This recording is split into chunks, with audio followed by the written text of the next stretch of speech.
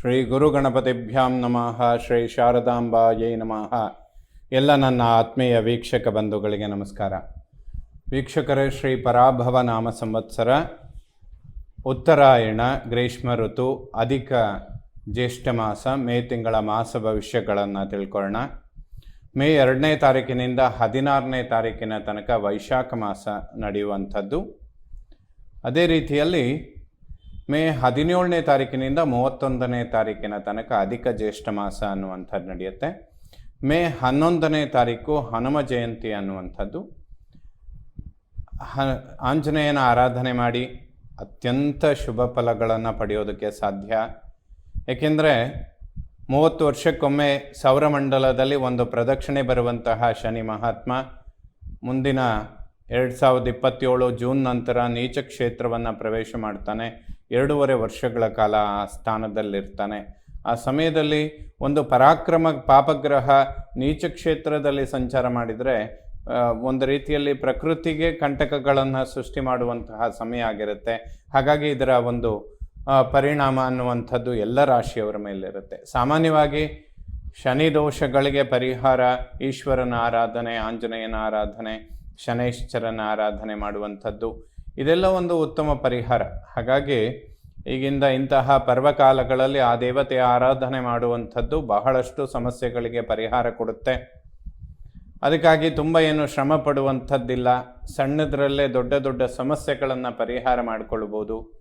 ಆಂಜನೇಯನ ದರ್ಶನ ಮಾಡಿ ಹನುಮ ಜಯಂತಿಯ ದಿನ ವಿಶೇಷವಾಗಿ ಆಂಜನೇಯನ ಕೃಪೆಗೆ ಪಾತ್ರರಾಗಿ ಅಂತ ಹೇಳ್ತಾ, ಮೇ ತಿಂಗಳು 11ನೇ ತಾರೀಕು ಕುಜ ಮೇಷ ರಾಶಿಯನ್ನು ಪ್ರವೇಶ ಮಾಡಿದರೆ, ಮೇ 14ನೇ ತಾರೀಕು ಶುಕ್ರ ಮಿಥುನ ರಾಶಿಯನ್ನು ಪ್ರವೇಶ ಮಾಡ್ತಾನೆ. ಅದೇ ದಿವಸ ಬುಧ ವೃಷಭ ರಾಶಿಯನ್ನು ಪ್ರವೇಶ ಮಾಡ್ತಾನೆ. ಮೇ 29ನೇ ತಾರೀಕು ಬುಧ ಮತ್ತೊಮ್ಮೆ ವೃಷಭ ರಾಶಿಯಿಂದ ಮಿಥುನ ರಾಶಿಗೆ ಪ್ರವೇಶ ಮಾಡಿದರೆ, ಮೇ 15ನೇ ತಾರೀಕು ಸೂರ್ಯ ವೃಷಭ ರಾಶಿಯನ್ನು ಪ್ರವೇಶ ಮಾಡ್ತಾನೆ. ಇವೆಲ್ಲ ಮೇ ತಿಂಗಳಲ್ಲಿ ಬದಲಾಗುವಂತಹ ಗ್ರಹಗಳು. ಈ ಬದಲಾಗುವಂತಹ ಗ್ರಹಗಳಿಂದ ಧನು ರಾಶಿಯವರಿಗೆ ಮೇ ತಿಂಗಳ ಮಾಸ ಭವಿಷ್ಯ ಹೇಗಿರುತ್ತೆ ಅಂತ ನೋಡೋಣ. ಧನುರಾಶಿಯವರಿಗೆ ಎಲ್ಲ ಗ್ರಹಗಳ ಚಲನೆ ಉತ್ತಮ ಸ್ಥಿತಿಯಲ್ಲಿದೆ. ಹೆಚ್ಚಿನ ಸಮಸ್ಯೆಗಳಿಗೇನು ಅವಕಾಶ ಇಲ್ಲ. ಏನೀಗ ಗುರುಬಲ ಅನ್ನುವಂಥದ್ದು ನಡೀತಾ ಇದೆ, ಇದು ಜೂನ್ 1ನೇ ತಾರೀಕಿನ ನಂತರದಲ್ಲಿ ಗುರುಬಲ ಇರೋದಿಲ್ಲ ಧನುರಾಶಿಯವರಿಗೆ.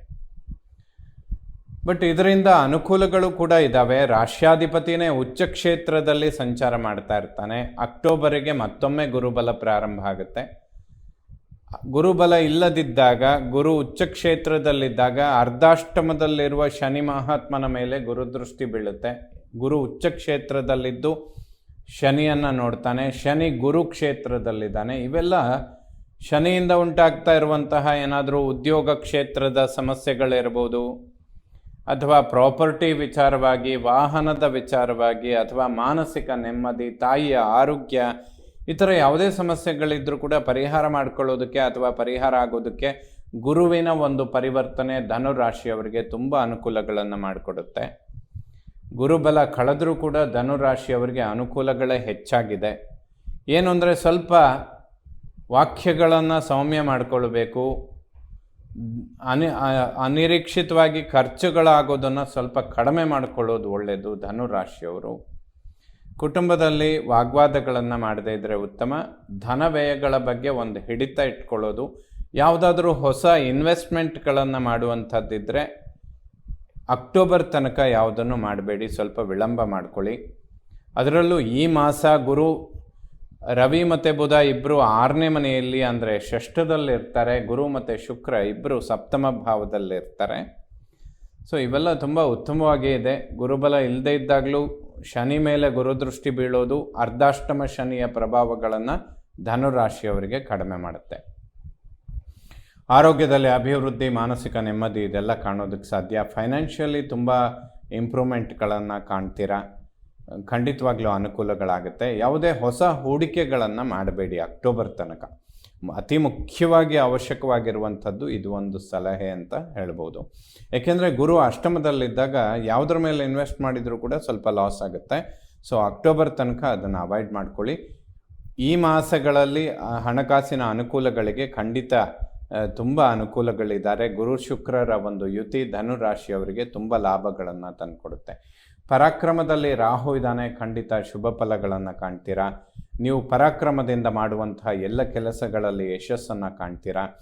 ಯಾವುದೇ ಬ್ಯಾಂಕ್ ಲೋನ್ಗಳನ್ನು ಎಕ್ಸ್ಪೆಕ್ಟ್ ಮಾಡಿದರೆ ಸ್ವಲ್ಪ ವಿಳಂಬ ಆಗುತ್ತೆ, ಬಟ್ ಖಂಡಿತ ಸಕ್ಸಸ್ ಕಾಣುತ್ತೆ. ಪ್ರಾಪರ್ಟಿ, ಹಣಕಾಸು, ವಿದ್ಯೆ, ಮಾತೃ, ವಾಹನ, ಸುಖ, ಪ್ರಾಪರ್ಟಿ ಅನ್ನುವಂತಹ ಸ್ಥಾನದಲ್ಲಿ ಶನಿ ಸಂಚಾರ. ಸೊ ಮಕ್ಕಳ ಆರೋಗ್ಯದ ಬಗ್ಗೆ ಗಮನ ಕೊಡುವಂಥದ್ದು ಸೂಕ್ತ. ಎಜುಕೇಷನ್ ಚೆನ್ನಾಗಾಗುತ್ತೆ. ಸ್ವಲ್ಪ ಹಾರ್ಡ್ ವರ್ಕಿಂಗ್ ಮಾಡಿಕೊಳ್ಬೇಕು ಮಕ್ಕಳ ಎಜುಕೇಷನ್ ವಿಚಾರದಲ್ಲಿ. ಗುರು ಉಚ್ಚ ಕ್ಷೇತ್ರಕ್ಕೆ ಬಂದಾಗ ಮಕ್ಕಳ ವಿದ್ಯಾಭ್ಯಾಸ, ಉದ್ಯೋಗ ಎರಡೂ ಚೆನ್ನಾಗಾಗುತ್ತೆ. ಸೊ ಅರ್ಧಾಷ್ಟಮ ಶನಿಯ ಪ್ರಭಾವಗಳು ನೇರವಾಗಿ ಸ್ವಲ್ಪ ಮಕ್ಕಳ ವಿದ್ಯಾಭ್ಯಾಸ ಮತ್ತು ನಿಮ್ಮ ಉದ್ಯೋಗ ವೈಯಕ್ತಿಕವಾಗಿ ಇದೆರಡರ ಮೇಲೆ ತುಂಬ ಡಿಪೆಂಡ್ ಆಗಿರುತ್ತೆ. ಸಂತಾನ ಸ್ಥಾನದಲ್ಲಿ ಕುಜ ಸ್ವಕ್ಷೇತ್ರದಲ್ಲಿರ್ತಾನೆ. ಆಲ್ಮೋಸ್ಟ್ ಈ 1.5 ತಿಂಗಳು 5th ಹೌಸಲ್ಲಿ ಸ್ವಕ್ಷೇತ್ರ ಕುಜ, ಭೂಮಿಗೆ ಸಂಬಂಧಪಟ್ಟಂತಹ ವಿಚಾರ, ಮಕ್ಕಳ ಒಂದು ವಿದ್ಯೆ ಅಥವಾ ಉದ್ಯೋಗ, ಅಭಿವೃದ್ಧಿ ಇದೆಲ್ಲದೂ ಕೂಡ ಚೆನ್ನಾಗಿದೆ. ಸಂತಾನದ ಅಂಚಿನಲ್ಲಿರುವಂಥವರಿಗೆ ತುಂಬ ಶುಭ ಫಲ. ಯಾವುದೇ ಶತ್ರುಬಾಧೆಗಳಿರೋದಿಲ್ಲ. ಶತ್ರುಗಳು ಕೂಡ ಮಿತ್ರರಾಗುವಂತಹ ಸಮಯ. 6ನೇ ಮನೆಯಲ್ಲಿ ಒಂದು ಬುಧಾದಿತ್ಯ ಯೋಗ, ನಿಪುಣ ಯೋಗ ಅನ್ನುವಂಥದ್ದು ಸೃಷ್ಟಿಯಾಗುತ್ತೆ. ಲಕ್ಷ್ಮೀನಾರಾಯಣನ ಆರಾಧನೆ ಮಾಡ್ತಾ ಬರುವಂಥದ್ದು ಧನುರಾಶಿಯವರಿಗೆ ಅತ್ಯಂತ ಅವಶ್ಯಕ.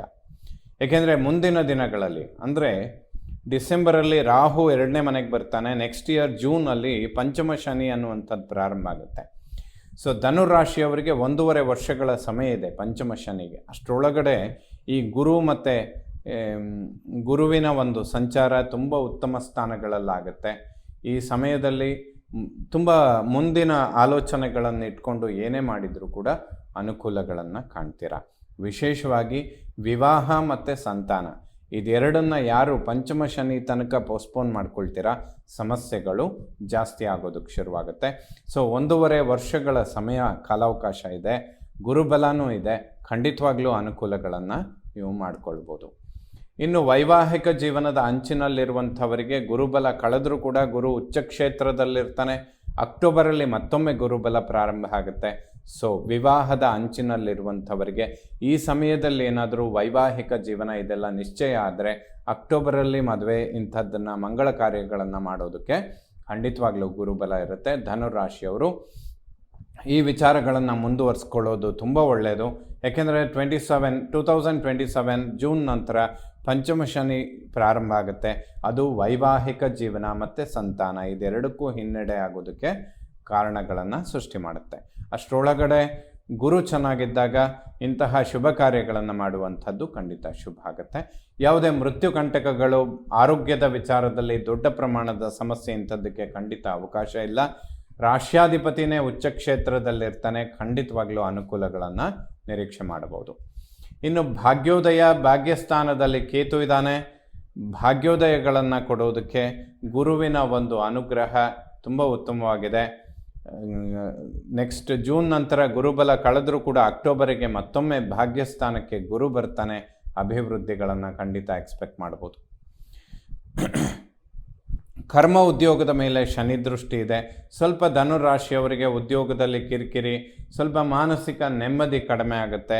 ಇವೆಲ್ಲ ಟೆನ್ಷನ್ಗಳು ಮುಂದುವರಿತಾನೆ ಬರುತ್ತೆ.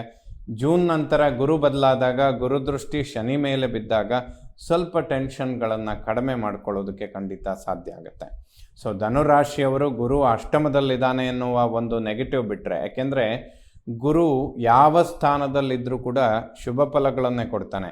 ಅವನಿಗೆ ಷಷ್ಠಾಷ್ಟಮ ಅಂದರೆ ರೋಗಸ್ಥಾನ, ಮೃತ್ಯುಸ್ಥಾನ ಇದೆರಡು ಅಷ್ಟು ಶುಭ ಅಲ್ಲ.